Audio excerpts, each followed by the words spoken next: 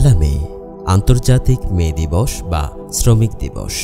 এই দিনটি শ্রমিকদের অবিচল সংগ্রাম, সম্মান ও অধিকার প্রতিষ্ঠার প্রতীক।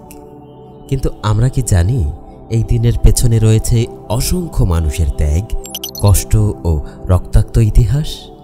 আজ আমরা এই দিনে ফিরে দেখব কিভাবে এই সংগ্রাম আমাদের আধুনিক সমাজের ভিত্তি হয়ে দাঁড়িয়েছে।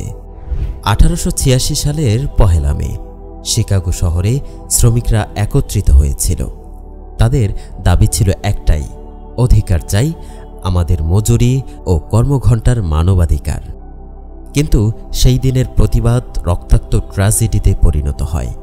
বোমার আঘাতে প্রাণ হারান অসংখ্য নিরীহ মানুষ।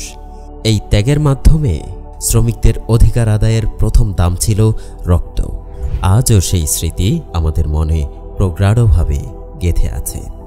বাংলাদেশের গার্মেন্টস শিল্প বিশ্বের অন্যতম বৃহৎ ক্ষেত্র, কিন্তু এখানেও শ্রমিকদের স্বীকৃত মজুরি, নিরাপত্তা এবং মানবিক মর্যাদা বরাবরই অবহেলিত।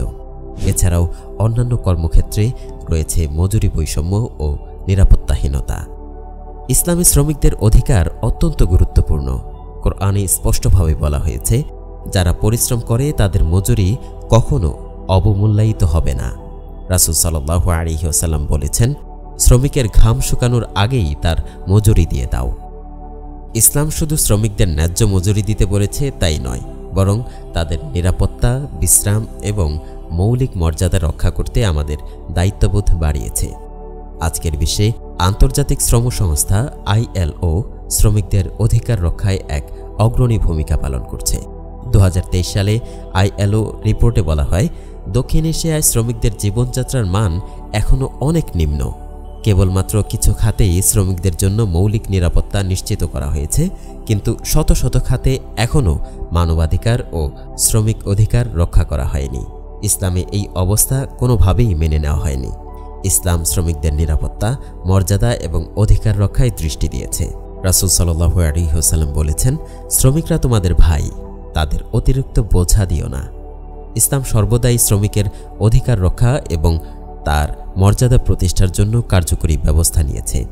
মালিকদের দায়িত্ব শুধু মজুরি দেয়া নয়, তাদের জন্য একটি সুরক্ষিত, নিরাপদ এবং সম্মানজনক কর্মপরিবেশ তৈরি করা। আজ শ্রমিকদের অধিকার শুধু তাদের মৌলিক অধিকার নয়, এটি মানবাধিকারেরও এক অমূল্য অংশ। ইসলামী আদর্শের আলোকে আন্তর্জাতিক শ্রম সংস্থা এবং আধুনিক শ্রম আইনকে কাজে লাগিয়ে যদি শ্রমিকদের জন্য একটি সুষম, নিরাপদ এবং সম্মানজনক নীতিমালা তৈরি করা যায়, তাহলে সারা বিশ্বে শ্রমিকদের ন্যায্য অধিকার প্রতিষ্ঠা করা সম্ভব। আসুন শ্রমিকদের মর্যাদা প্রতিষ্ঠার জন্য সম্মিলিতভাবে কার্যকর ভূমিকা পালন করি।